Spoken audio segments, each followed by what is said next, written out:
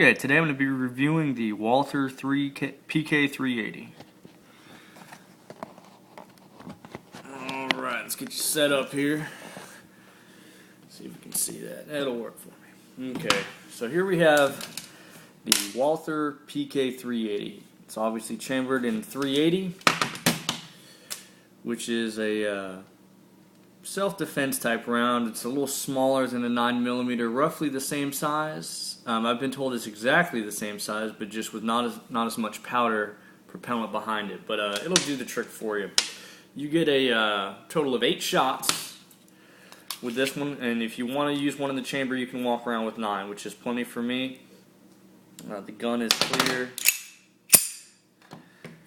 Stainless steel magazine, pretty good. We're just going to go ahead and get right into it. The stainless steel mag, I like it because it has the profile if you're a dumbass and you forget how many you shoot, to let you know. Also when the mag is full when you're loading. As far as the actual gun itself, let's see if we can get you a little closer here. Walther, made in Germany, very nice construction. Not a lot of wiggle or anything like that, pretty tight. The slide on this gun is real chunky, real heavy, especially for this 380 round. It has no problem slamming them in and out. Never had any problems with ejecting or feeding. Fired a couple hundred rounds through this gun easily, dialing it in. I have the Viridian C5L laser light combo on it, which I'll be doing a separate review on, so it gives the gun a little bit different profile, but this is my personal carry gun, and I prefer to have the laser light combo on it. C5L is very nice because it's one of the only, actually I believe it is the only one that fits flush with no overhang on a subcompact gun, so very nice piece of gear as well to complement this pistol. Comes with some factory sights though. They're white, high vis, they do not glow in the dark, but you can see them in low light conditions. Has the hammer. Hammer is pretty stiff pull on this pistol, I will say. It took me some getting used to compared to the other pistols I've shot. The takedown of this pistol it's not, I've heard people say it's a nightmare. It's not a nightmare, it's German. You have a key right here that you got to unlock, which removes the slide. I'm going to do a takedown in another video, but this isn't an M16. This isn't something you're going to field strip in the field. This is meant to be taken apart at a kitchen table with your tools. It's not meant to, run through the jungle, all kind of fucking tactical Black Ops fucking nonsense. No, this is a nice machine pistol, and you're going to take good care of it. This is what it's meant for. Firing the pistol, it's been fairly accurate. I've shot it at 50, and I've had no problem hitting paper plate size targets, hitting some pretty decent groups out there with it. It fits really good in the hand too. The ergonomics, or however you say that word, is pretty good. I have smaller hands for a dude, but it fits me pretty good. And the real completion of the grip is when you insert the magazine. It really completes the profile of the hand grip, as you can see there, and it fits real nice in the hand. Really good, not too heavy. Nice and somewhat compact pistol. I don't have, like I said, I don't have that big of hands, but it's a pretty small little gun. No problem to conceal. Oh. Okay, yeah, no real problem to conceal there. Pretty good. It has the forward to fire safety. This gun actually has 2 safeties on it. These Krauts, I tell you. Forward to fire, similar to the Berettas. It's ambidextrous, the safety. And the other safety is a key lock safety. As you can see here, I don't know if you can make that out, but it says F&S, fire and safe. Now, if you have children in the house, or if you don't plan on, carrying this gun all the time, you want it permanently on safe, there's a little key that comes with it. You put the key in there, you turn it, the gun is permanently on safe. And the only way to remove that is with a special key to go in there and crank it off safe. So it has 2 safety mechanisms. One's a permanent safety for storage, and the other is obviously a manual lever-operated safety, which is ambidextrous. This gun is also fully ambidextrous, moving right along to the magazine release. This is the first pistol I've ever seen a magazine release like this. You can see right here this little shiny part on the underside of the trigger guard housing.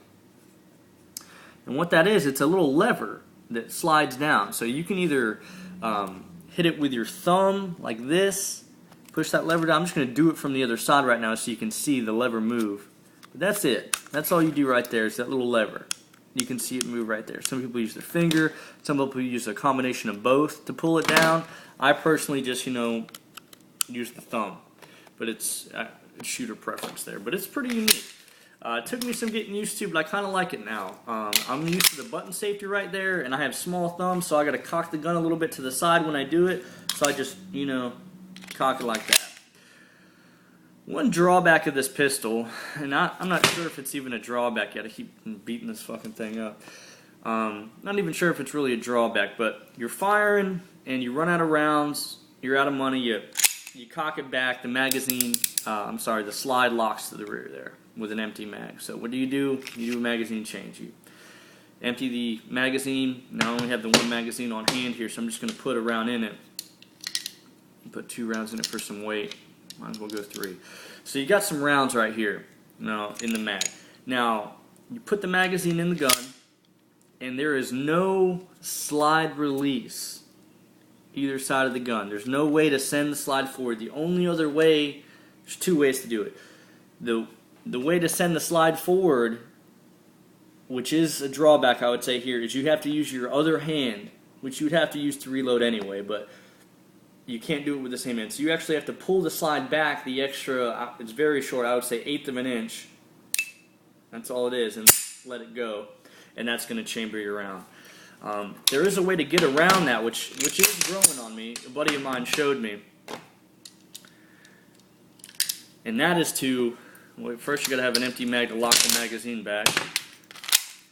Your magazine's locked back there. Eject. And the other way is to, in the great words of my friend FPS Russia, don't be beach. You just slam it in. I'm going to do it for you here.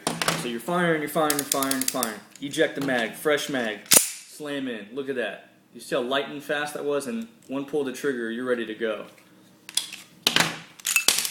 And what that is, it's the force of you inserting the mag trips the little lever inside of there and sends the slide forward. So I've gotten real good at this, and I trust it. I've done it, hundreds of times. Never had a problem out of the gun doing that, and it allows you to get on target real fast. This is my preferred method of doing it in this pistol instead of just slow and steady. I'll show you one more time the difference. It's to the rear, you're firing, you're out. I'm going to have to take some fucking time here to put the rounds in. This is the first way of doing it. You put it in, you pull the magazine back, the slide back, sorry, let it go forward, you're ready to go. The other way, called the slam method, is the one I prefer. It's a lot faster, it really is.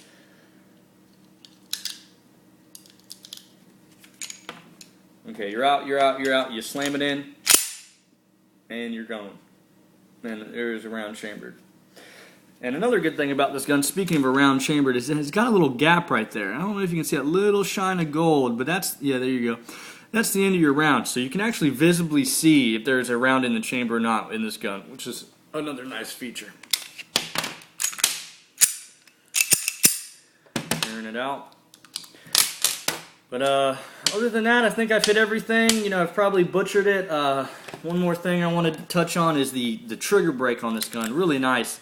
Like most pistols with hammers, if you pull it back and it's pulling, you're really fighting the trigger right there. But if it is all the way back and it automatically resets itself every time, it has a really nice, soft, crisp trigger brake. So you can just slowly squeeze. There's little to no pressure here, and bam. Just to give you an idea, like, there's really little pressure required, and it brakes real sharp. Really nice trigger brake on that. And the 380 doesn't kick, it doesn't kick really bad at all, and really fun gun to shoot. Pretty accurate to shoot, and pretty economical to shoot as well. Alright, well there you have it. Please leave some comments, feedback. Let me know how many times I dropped the gun in this video. And there you have it.